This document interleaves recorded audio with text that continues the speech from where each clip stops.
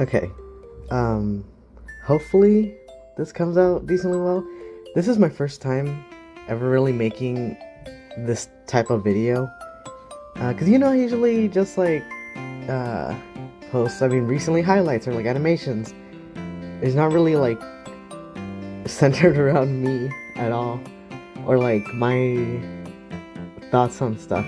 But this just shows how good this game is, that it got me to like want to make, going from like small little videos and stuff to going into a full character analysis video, like a mini, I don't know how long this is gonna be, but like maybe a video essay type length, but we'll see.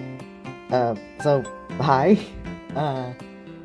In this video, we're gonna be, or I'm gonna be talking about Javier Escuella from Red Dead Redemption 2.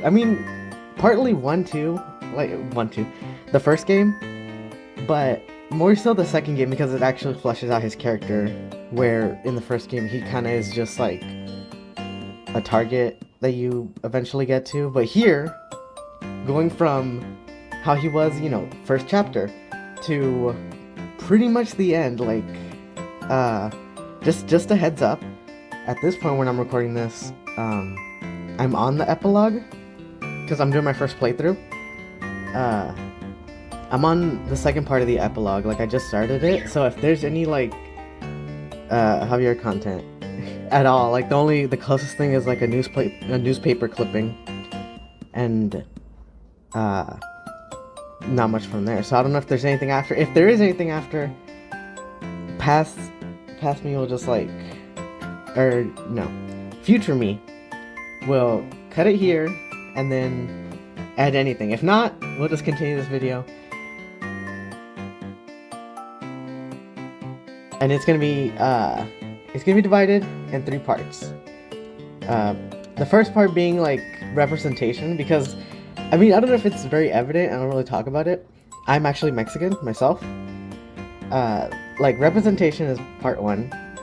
Part 2 will be like relating to him in a way that I haven't related to other characters that I've like come across.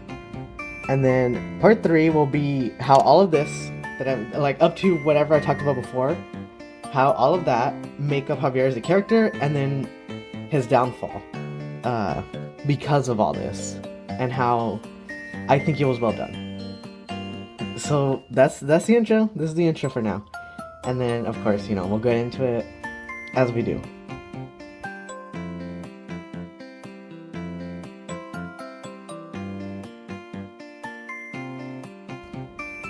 Okay, so first part of the video is representation, and usually for the most part, here's the thing, this is gonna be from my experience with like the characters I have come across. I know there's obviously more Mexican characters out there in media, but this is from like my experience and the characters that I have like come across that are also Mexican in games or otherwise.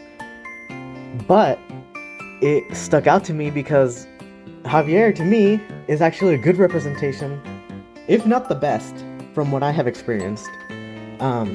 Because 2 things, I guess 2 like main things, which are pretty much on the lowest of like the lowest bar for me to be a good representation. 1, that he doesn't fall into like the like sex symbol or like sex obsessed character, where that's just their whole personality, or like just centered around like drugs, and of course always like cocaine, because that's just how it is.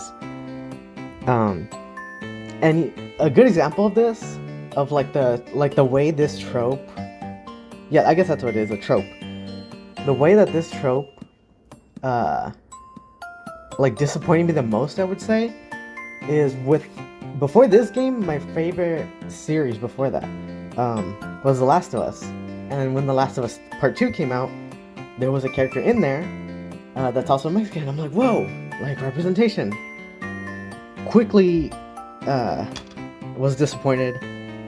His name is Manny. He's one of the people in Abby's, like, I think it was Salt Lake City group, which, let me stop here for a second. This is gonna have spoilers for the second season, because I know the second season of the TV show is coming up, and I'm pretty sure the main point of this is going to be in there. So I guess I'll do one of those things where, skip ahead to this timestamp if you don't want spoilers. I'm going to try and be vague, because the main spoiler part is not really that included in this, but just little bits here and there. Okay, moving ahead now. So Manny, he's in Abby's group and everything. The way he's portrayed, first you don't see it because he's kind of shown vaguely, but he's not he's not a main side character. He's kind of a side character. But then the more he starts getting screen time and you go on missions with him, his whole thing, they make it very clear. His whole thing is oh, he's this dude and he has sex all the time and with all the women in the camp. And even when you go to cause he shares a room with Abby, cause they board up in this cause they're in the wolf group. They share a room. And then when you go in just to get your own gear, they make it a point to show that there's underwear and undergarments tossed around. And oh, and then after almost every conversation is so who did you sleep with last night? And this night I'm and then finally when things settle down a little bit and you go on a mission where, okay, here's actually we're focusing on something. You find in the game you find a bunch of artifacts and stuff random letters or little trinkets here and there. You find a letter when you're with him, and you start reading. When you pick up letters, usually the character starts reading them. So Abby, because you're playing as Abby, she picks up a letter. She's like, "What's this?" And she starts reading it. The letter is just one of his past partners being "Oh wow, the night we had was so wonderful, and you were so passionate in this." And of course he comes there and swipes a letter, and he's just "Oh, this is my business." I'm God. The whole game, there's no... the partly deeper is he shows some compassion against one of a few of the other characters because they have their own little set group. He shows some compassion, but always loops back to just him being this sex god and he's so... I don't know. And then that quickly just ruined completely this character for me, to the point where when he finally dies, I was cool, great, thank God I don't have to deal with this anymore. It didn't even hit me. That's the problem. It didn't hit me at all compared to beginning where I was oh man, I can't wait to see this dude. And he briefly talked about Mexico for a bit, and I'm okay, maybe we're gonna get something here. And then all that started up, and I'm I was disappointed. So compared this dude to Javier from the start. Okay, we might part this into two separate things. Javier, in the game, I know I like the fanon version of him where he's kind of made to be the suave. Well, he is. I'm not saying he ain't, but they don't make it his whole thing in the game. And here's the thing also, he actually has a backstory, and it's decently fleshed out. Even if you just have to hear it in passing, there is detail to it. Whereas again, comparing it to Manny, he's just I was in Mexico, and now I'm here, and now I just hook up with all the women here, and that's it. There's nothing more to this dude. With Javier, he has a backstory. He talks about how he got to the camp, and from what I've gathered, he said that he killed a man in Mexico, a powerful, I think, government related person, and he had to flee. But even he made a point where he was saying he didn't flee for himself, he fled to protect those he loves, his family and everything. So I'm okay, he also cares for others, and I'm that's a very... which I'll go through this more in the second part, about Mexican more traits and stuff, so we'll get to there. But yeah, like he talks about his life and how he like came over to escape uh, the law there, and he came in like he came in with nothing. He said he didn't speak any English, and he came across Dutch because they were both doing the same thing, which was like stealing chickens. And he took him in, he housed him, he clothed him, and he fed him. And then he's like, "You guys became my family." I killed a man in Mexico. A powerful man. I knew if I stayed, everyone I loved would die. I ran. Not for my life, but for theirs. In this country, I spoke no English. I was afraid. I had nothing except for my fear, for I left in a rush. I was starving, feeble, and alone. I thought I would die crossing the desert. I thought I would get here and be sent back. I thought I would be killed. I was simply starving because nobody cared.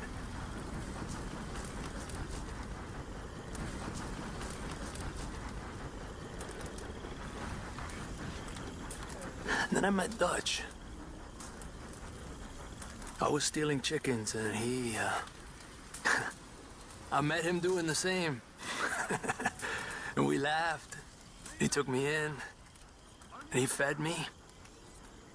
And he clothed me. And I met all of you. I don't believe I shall ever go back home now. For this is my home now. Oh, Arthur. You. Hello. You are all my home now. Hello? Like family means so much to Mexican culture and like Hispanic culture in general. So like I'm like, okay, like already as soon as I heard that story, there was already a connection. Like I felt connected to this dude, where I'm like, that's like it's one of the first few times where I saw a character, and of course I always joke like, oh, he's so me, or like that's so me.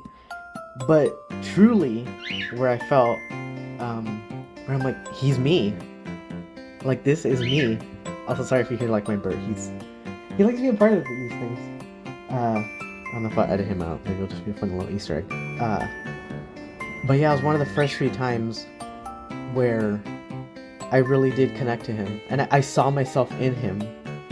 Where other times where I'm like, I like this character. Like they have like little traits here and there, but not to this extent where there is like an actual connection where I'm like, I lived through this, and not like me, having to run from a country, but I had both my parents are immigrants, so like there's already that aspect, but just like found family and like that deep connection with like friends and stuff that you see as family basically, like that's something. So that's pretty much the representation part of this. This is the first part wrapping up. So that's one thing that drew me to him. That's the beginning of like seeing him and seeing something deeper than just this like side character that's just like hanging around camp. So now that leads us to the next part.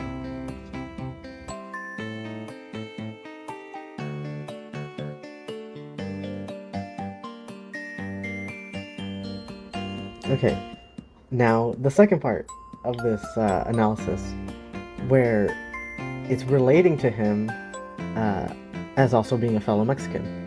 Because, like I said before, here's another point. There's like, I've come across like a few characters, either like very blatantly like, oh yeah, this is a Mexican character in media. But sometimes it's like kids media, obviously the main example being like Dora or something like that. But I'm talking about media now that I find, or like, experience as an adult, made for adults basically, I guess. And then of course, this game that everyone always talks about, it's very highly praised. I'm like, of course, the story's amazing, the story's beautiful. but like going into the characters besides the main character in the story, like that's something I haven't experienced. So I mean, as I said earlier, the initial draw to him, because I saw myself in him, and he actually is good representation, not just like a throwaway character or like something like a gag joke where it's like, haha, yeah, he like fucks everyone, wow, crazy, or he's a drug lord, you know, smuggling, whatever. Like, there's actually more to him. It's something I noticed, because when I was playing this game, I streamed it, and like up to whenever this comes out. Probably when this comes out, I feel like I might have finished the game. If not, I'm just really slow. But when I stream it, or I started streaming it, you know, because it was my first playthrough, I've never watched a gameplay or like heard anything really of it, because it wasn't in my radar for the most part, especially when it was at its peak. I didn't know that the term greaser was like a slur for Mexicans until I was playing it, and then I don't remember when the first time they said it, but whenever it was, like they said it, I think they said it in passing, and I didn't really catch it until I did, I think very like explicitly, when it's the mission where you're trying to like I think take horses or like steal horses, and the dude like outright looks at him and calls him like a greaser, like Javier. If I have the clip, I don't know, I don't think I do, or if I have any other clip, I'll insert it, and like you'll see what I mean. Friend. Yeah, you do. Come on. Listen, why don't you get out of here? You, Scarface, and your greaser buddy. Whoa! Uh, I don't like officials. We ain't officials. We're connoisseurs. Javier got a gun. Javier got a gun. Come on now, partner. I'm taking personal offense to that. Okay, fine. I don't even know all that. Enough of this. Shh. Sorry, I scared the horses. Greaser, huh? That's what I thought. Okay. See, you get me. You get me, Javier. Don't need As soon as he said that, I was like, absolutely not. We gotta end this man's life. Where like I instantly like, and since that first one, I instantly flare up like angrily, because it's like, because I'm so like connected with this dude. Whenever they say it, I'm like, I feel like they're saying it to me. I feel like they're calling me a slur, so I just go out of my way to like kill whoever it is, because I'm just like, I can't, and I will not stand for that. I think if I can, if the VOD's are still up, I'll insert the clip where the one I know for sure I have is where you're on a boat, like you're gonna go to the famous boat robbery before, I think, Guarma, maybe wrong. And Javier dresses up like in the uniform to like escort you to pick up your winnings from like the poker game that like is set up, and the dude that like goes along to open the safe like openly calls him a greaser. Hi. Yeah, so far. Like, I need to like lock. I'm sorry. I need to lock in. Someone gave a greaser a job. We live in strange times. Hold my tongue. Hold my tongue. Personally, I wouldn't trust one with a gun, but Nah, you're yeah, dying. You're dying. I've got my own little lawgiver right here. Yeah, and that Very lawgiver's gonna go right through your skull. And then you like Javier, like when you get up to the top, you like kills him, and he's just like, wow, like that's what he gets. And I'm like, that's what he gets. Or no, you kill it. And I happily went ahead. I was like, absolutely not. And like, so yeah, that's something I learned from this game. So you know, it teaches you stuff, and now I know that. And yikes! Like aside from greaser, that I just learned, there's that well-known other slur that I'm not gonna say, but it starts with a W. So representation, and relating to him because of like how I pointed out in the previous chapter, him telling his backstory and like making I made the connection. Like he talks about like, you know, having to leave because he wants to protect those he loves, and then moving here, and then like Dutch picking him up, and he, you know, joins the camp and like, or the gang, and now he sees them as his new family, and like that stuck out to me because in Mexican culture there's a big like value of family. There's like very family centric and like always being loyal to your family and sticking with them like no matter what, which I guess in and of it itself is like one of the, it seems like the gang like values where it's like, you know, sticking together like no matter what. But adding on top of that the Mexican roots in it, at least for Javier, and you know, when you talk to him too, like he values a lot of, I mean, of course there's some people in camp that are a little less favorable, like Micah, which I still hold to a grudge to this day. You know, but even then, with everyone else, you know, there's like a bond altogether. And he, like, even like, you know, like I said, little passing quips or little jokes here and there, like you can see that there's a bond between some of them. And then the missions that you go on with him, like the one where you have to rob like a homestead, like, you know, you make sure you look out for each other.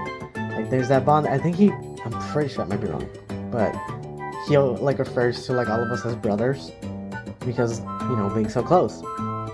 But in that same way, there's the sides that, you know, the culture, the Mexican culture, you know, we just talk about, you know, family and this and that, but there is a toxic side to it where, you know, family matters most and you stick to them no matter what, but that no matter what is like to a toxic way where it's no matter what, even if it's unhealthy or sometimes borderline criminal.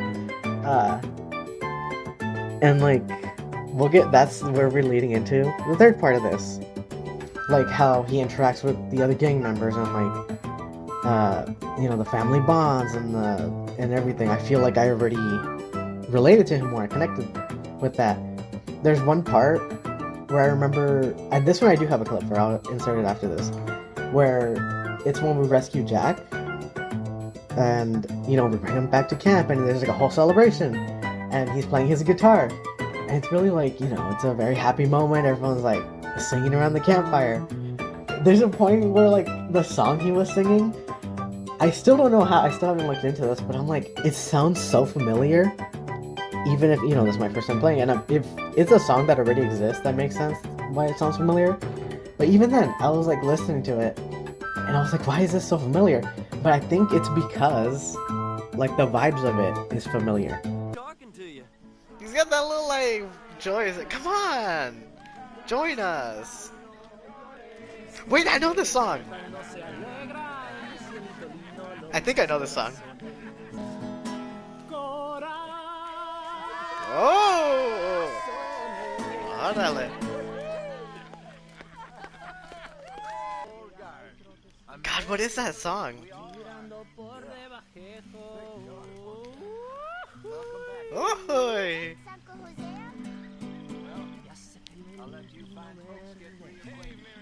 You know, music playing, sitting around with the family.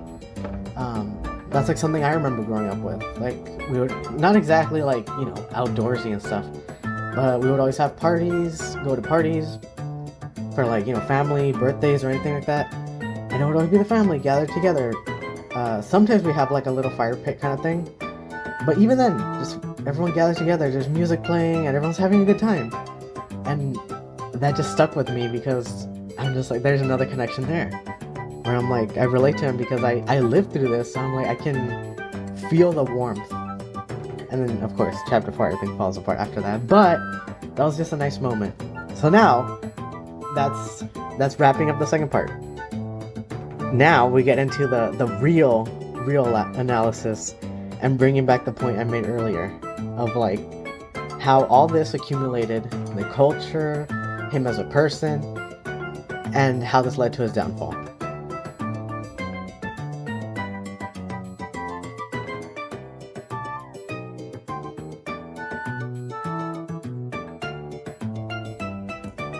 Alright, so part 3, which is Javier as a character and how his downfall like how all this resulted to his downfall, and how to a certain extent I kind of saw, because like how I made previous points of noting like certain values he has. Like, again, this might be just me overthinking or over analyzing, but also it's all of it leading up to it.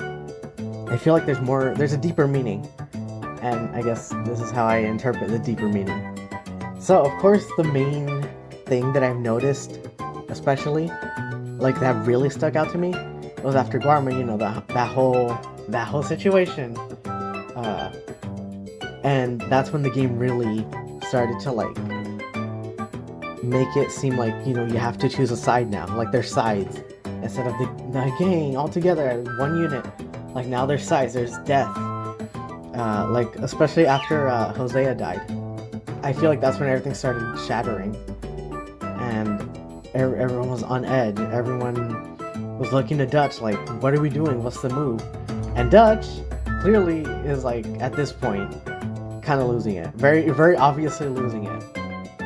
And then after, you know, escaping from the island, coming back, you can very much see the change in Javier. Like I absolutely saw it, and I was like, whoa, because like, you know, I said like he was one of my favorites, and I would always, when I see him in camp, talk to him, see what's up. All of a sudden going from like, hey, what's up, and like, oh, I made you these poison barbs, like thank you for bringing me this stuff, going from that to like, I don't want to talk to you right now, or like, why are you questioning Dutch, like we're supposed to follow. Like that shift was so like, it gave me like whiplash, going from like two different ways. I'm like, huh? And then of course that's when it clicked for me again.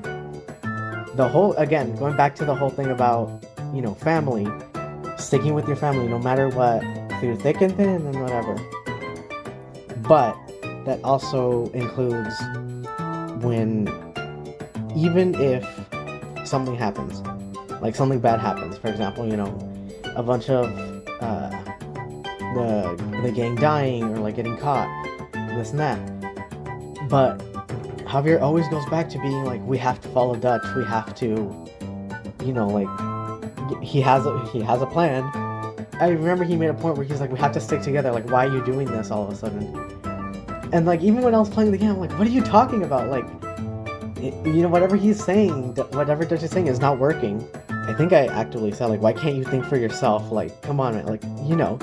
But I think as soon as I said that, I kind of saw that reflection of like, oh, this is something that is always mentioned in the like, well, now more than ever now in the modern times. Like back then it was very much like a hush hush kind of thing, but absolutely now it's being brought up, like, you know, toxic family values or family cores that I always see, where it's like, you know, the more younger generation, it's like we want to break cycles of like, you know, you can be family oriented, but that doesn't mean like going against your own morals or things that are like clearly not good just because for the sake of family. So I saw that in Javier, where it's like, you know, Arthur's trying to tell him like, hey, stuff isn't working out, like we need to do something to like protect the gang, or like maybe not exactly go with what Dutch is saying, and he like instantly like gets defensive, and he's like, no, like he's keeping us good, he's saving us from him, like, you know, the Pinkertons. So like, and he's saying like, we're like splitting, we're choosing sides now, and then Arthur's like, there's no sides, we're just trying to like survive. And he's like, well, to survive is to follow Dutch. And then that's where I see that whole like toxic family values, where it's sticking with them no matter what. Another thing too I noticed is like there's a stigma where it's like you know, you follow family, you keep the peace, and you're like, oh well, like family matters most and this and that. But the stigma being that you're almost like punished, or not even punished, sometimes you're just frowned upon or like shamed for like going against family, especially if it's like elders or like, you know, parents, grandparents especially, because it's like, well, they did so much for you, and like you're repaying them by like throwing it back in their face, or like quote unquote, you know, setting boundaries, they see it as disrespect. Or like if you're in like a good example is if you're in an argument with like parents or anyone, if you like provide like a good point, like in reply to your own defense, or if they're in the wrong, that's just seen as talking back. That's just disrespect. Like there's no like, oh, maybe they have it. Like, no, it's just like you're being disrespectful. Like you're out of line. So that could be another thing where, because, you know, we gotta stick with Dutch, and like what Javier was saying, the thing could be like he's also afraid of like, speaking up and seeing how Arthur has been treated, you know, by Dutch openly, talking about like, oh, is he doubting him and this? Not like Javier sees that. So like, why would he wanna like, oh, like, and Arthur's not even being too like, of course when we get to the I insist part, that's one thing. But when he made little like, hey, maybe like this is not like just little comments, not even anything too serious, you know, Dutch instantly gets defensive, goes against him, and Javier sees it because, you know, they're in the camp and stuff. So he's like, I don't want to be seen like he gave me all this, so why would I, you know, fight him, go against him, show that disrespect? Like that's not, you know, as I was saying, it's like embedded in the culture. So that's another thing too. And in doing so, you can kind of see like, oh, that downfall isn't coming because, you know, he can't like split himself from it, and there's that emotional turmoil where you can. There's a thing too I want to point out, and I will absolutely either include a clip if I can find it, or just a screenshot where you can see, because Arthur is his family too. He, you know, he says he's his brother. You can see that there's a point, you know, at the final standoff before the Pinkertons come and like it's exposed that like Micah's a rat. You know, it's Dutch, there's Micah, and they're like separate. Like, who are you gonna go against? Like him or Arthur? And you know, everyone's choosing sides after like John comes back too. There's a point you can see Javier, and he's struggling to choose because they're both his family. And I pointed it out, I'm pretty sure. When everyone's pointing guns at each other, he's pointing upwards. Like he's not pointing at either of them. Look at Javier looks like he's afraid. Well, Javier. Oh, they're not siding with us. He's lying. He's lying. Look at Javier, he's like, God damn it. Boom. He kind of scoots more towards Dutch's side, but then there's that other thing where, is he really choosing sides if he can't aim at either of them? He's just aiming up. And there's the other thing too. There's, you know, sticking with your family, the fear of going against your family, because you're pretty much trained from the status quo. You know, you stick with your family because they're always there for you and this and that.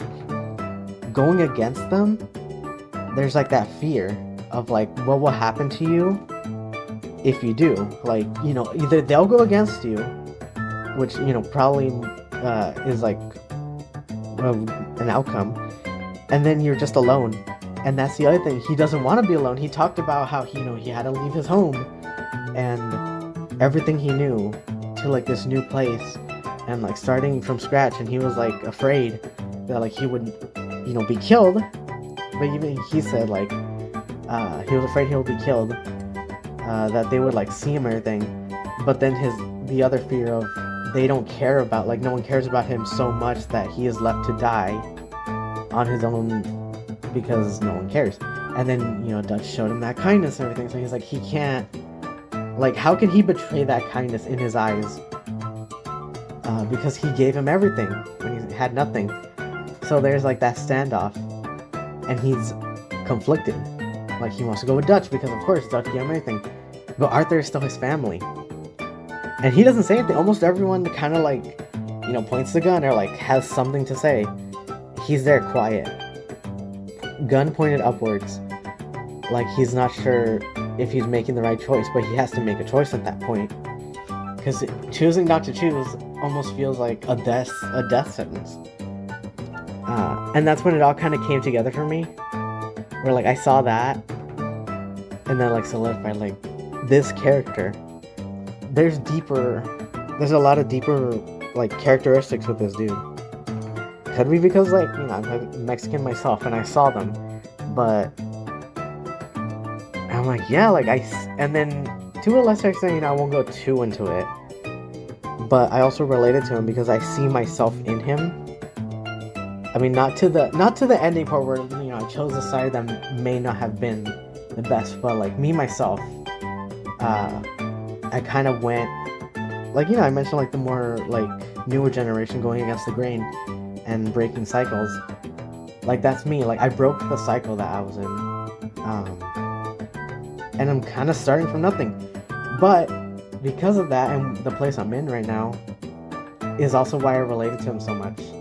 And why I clung to him almost, because I'm like, he's me. He's so me. And then seeing him make that choice hurt me a little more than I care to admit. I think even when I was streaming it, I was like, I like cried out to him because I was like, this can't end this way, even though I know it does to a certain extent because, you know, I played the first game, and in the first game you're hunting him down, so I'm like, okay. He's not gonna, you know, choose our side. But I didn't know the lead up to it, and now that I do, it's like, it stings more because of how things led up to how it did.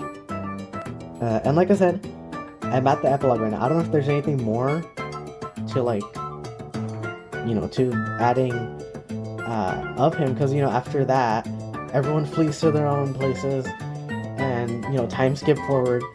And right now, the only thing I've heard was from a newspaper clipping made by, and it was saying like, first of all, it was like Dutch, like rumored to be in the area or like in a certain area, and then it said there was a telegram from Mexico, and it was like there's rumors that Javier Escuella like fled there, so he's like around, so like to keep an eye or whatever. And that's like the closest we've come to knowing anything, as far as if there's more. Which, I don't know if there is, but if there's more, like I said, by the time I edit this and like draw the stills, I'm pretty sure I would have finished the game. So if there's anything, I'll add this here.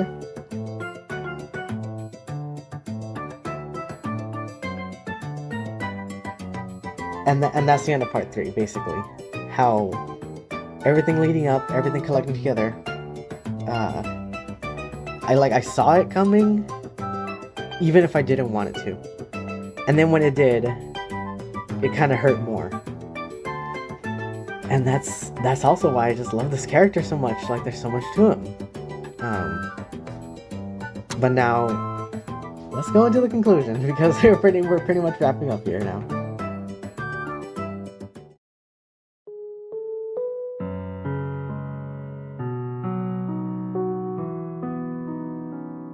Alright, so here we are.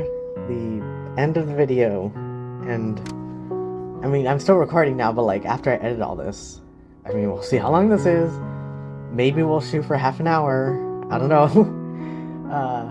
If I can manage to edit, because that's the other thing. I've never, you know, edited a video. It's not my thing. I animate. I draw silly pictures. But in the background, I'll probably put like gameplay and stuff too, so that'll help. But here we are, and it's kind of wild to me.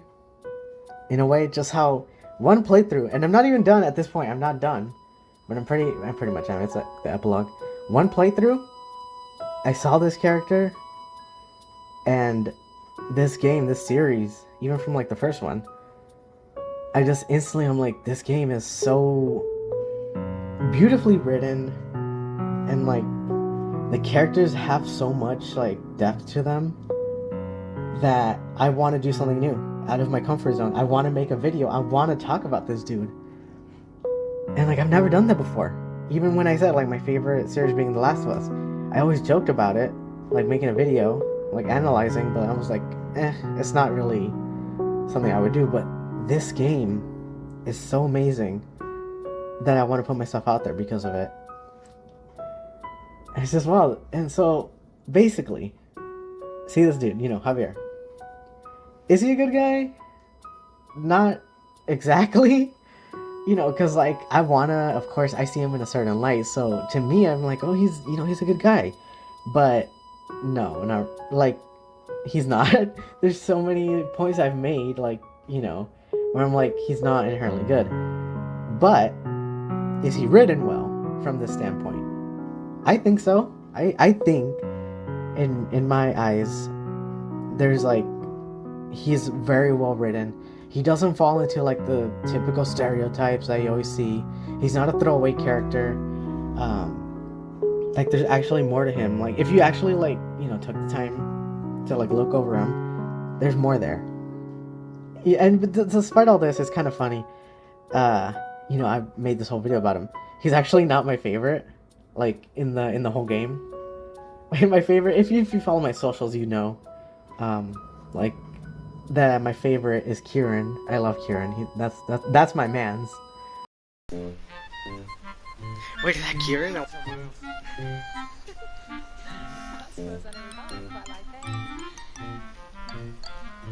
God, she's cute. Ah.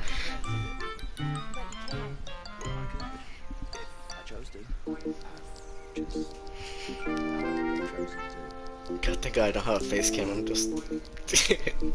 God, I'm losing it. Yes, you what'd I forget? What'd I forget?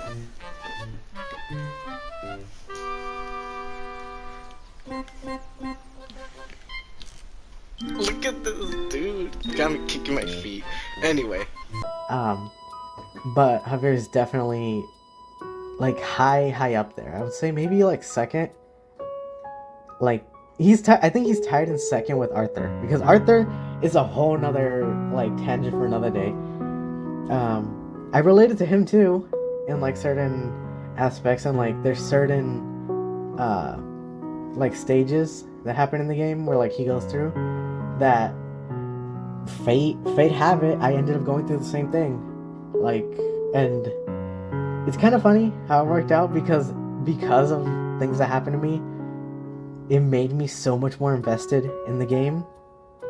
Like, I guess one little tidbit is when I started the whole Mary missions, I kind of went into it like, oh, this lady dumped us or whatever. I'm just like, man. And then I ended up going through like not a breakup, but I got like stood up in a way, which almost kind of hurts as more of a breakup in a way. And then because of that, you can see in like past streams, and I think there's a highlights up. I'm so like, I'm so emotionally invested in him and Mary. And then if I have it, I'll probably insert a clip here maybe of when she finally breaks up with us. I nearly fell to my knees. I was like in anguish. I want to hear my dear Arthur. Come on. Oh. Could it be? My dear Arthur, you never showed up. What? And now, after looking... Hold on. I pressed the wrong thing. Hold on. No. Open it. I didn't finish reading it. And now I can't hear her read it. Okay.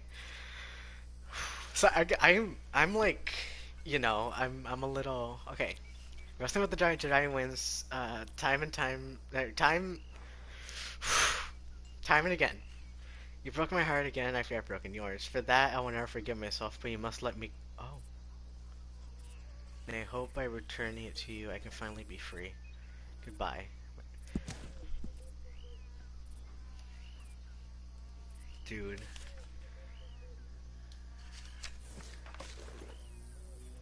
Ooh, I felt like... Why'd I... Oh. I feel like I got punched in the heart. Not gonna lie, I'm gonna go to sleep. But anyway, that's another topic for another day. We're in the outro, the conclusion. If you watch this, like, let me know your thoughts in the comments. Like, of course, if you're a fellow Mexican, like, hey, what's up? What do you think? Because a good amount of it is from my own lived experience and things I've either seen or like gone through myself personally. But I know I'm not alone. Especially when I was talking about like certain family values. I know, you know, sad to say, some other people go through it as well, or are currently going through it, which honestly I'm sending all my strength to you. me myself leaving that situation, it was hard, and it took a long time. So keep your chin up. You know, it won't be like that forever, and you won't end up like Javier. Like, you could make it out. You will make it out. But yeah, let me know what you guys think, and maybe, if depending on how this comes out, I guess, maybe I'll do more analysis of other characters, or like when I finish the game, I guess maybe I'll actually do like a whole like retrospective. Maybe, who knows, if I have the courage. But thank you for watching, and I would say if you like more of these videos, like, subscribe. If you like animations, I have stuff coming up, so subscribe for that. If you're also a Kieran lover, and I guess Red Dead Redemption when I get to it, I have merch. I make little trinkets and stuff. So I'll have a link to that. I'll have all my links in the bottom. Socials, follow me for yapping.